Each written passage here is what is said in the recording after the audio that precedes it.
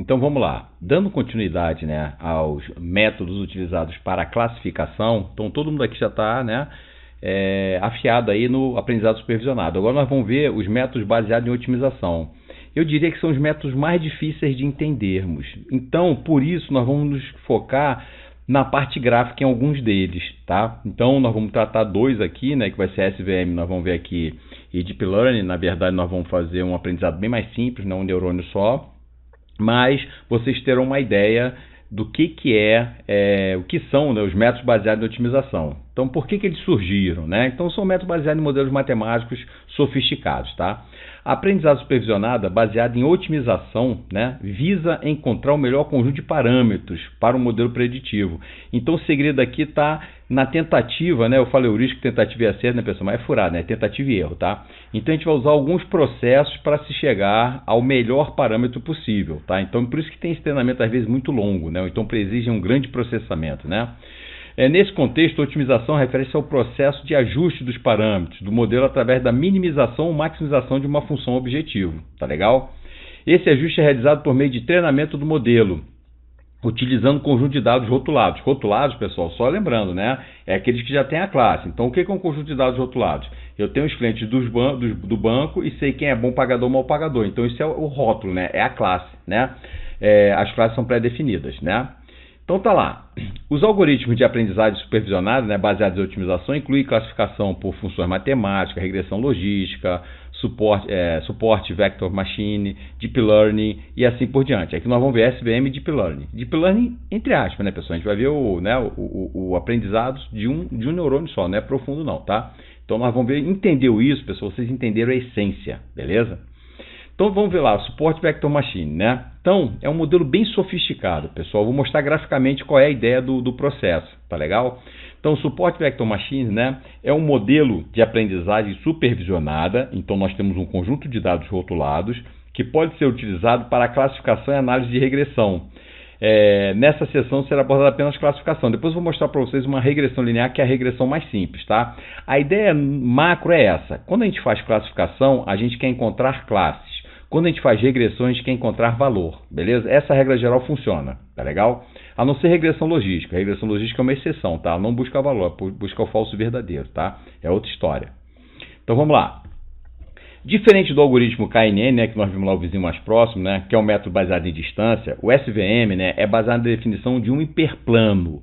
Vocês vão ver graficamente, vai ficar bem claro, tá? Que separa as classes do conjunto de dados usados para o treinamento. Então, a gente quer uma reta aqui, porque a gente vai trabalhar com dois atributos, então vai ser uma reta, né?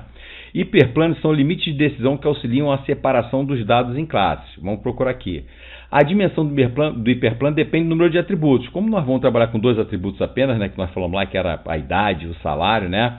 Então aqui o hiperplano vai ser uma reta, mas poderia ser outros recursos, né?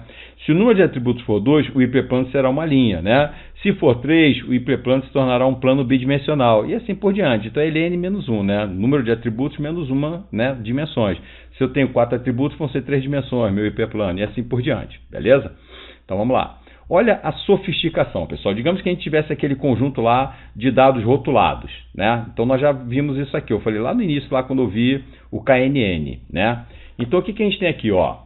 A gente tem um conjunto de dados, né? Nós temos a idade e temos o salário do pessoal e colocamos eles num um plano bidimensional, beleza? Nós temos os bons pagadores em vermelho, os maus pagadores em vermelho, quadradinho vermelho, e os bons pagadores, triângulo azul. Lá no KNN a gente procurava a distância, né, K, vizinhos, né, e dizer que ele era da classe onde havia maior número de votos. Aqui não, pessoal. Aqui a gente vai procurar a reta que separa essas duas classes. Só que tem infinitas retas aqui que podem separar essas duas classes, beleza? Então, o que acontece? Qual é a melhor reta? Aí o SVM tem uma sacada absurda. O que ele quer? Ele quer a reta onde vai ter a maior distância das duas classes. Esse é o grande segredo do SVM. Então o que ele vai fazer? Olha só, eu tenho as classes, né?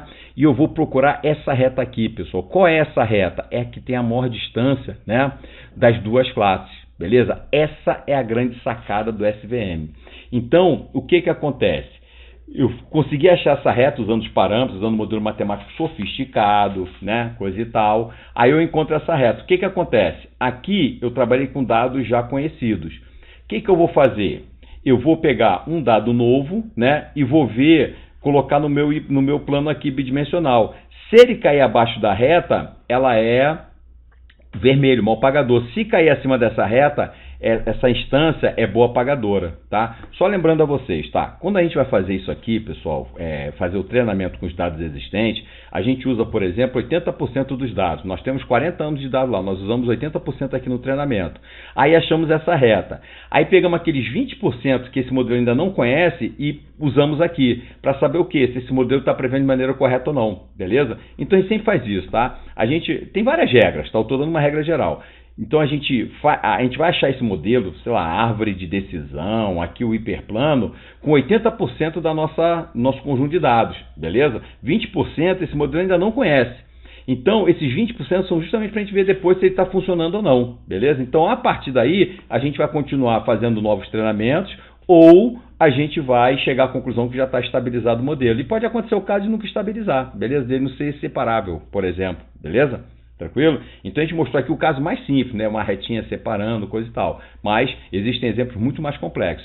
Então, aqui a gente só usou duas dimensões, né? Que foi só o salário e a idade, né? Coisa e tal. Mas na vida real, pessoal, isso aqui são dezenas de atributos, às vezes centenas de atributos, vai depender do seu ambiente, né? Do seu domínio observado, beleza? Então, nosso objetivo aqui era vocês entenderem essa sofisticação do modelo, é encontrar esse hiperplano que separe as duas classes aqui, no caso são duas, né, da melhor maneira possível, beleza? Então, é basicamente isso. Com isso a gente fecha o SVM e daqui a pouco a gente vai, no próximo vídeo a gente vai para Deep Learning. Eu vou mostrar para vocês qual é o conceito lá, bem básico, bem tranquilo, para vocês entenderem como é que os parâmetros são achados lá no Deep Learning. Mas nós vamos mostrar um modelo bem simples, tá? Que é o Perceptron, que é o modelo, né, de um neurônio só, beleza? Então não percam o próximo vídeo. Abraço!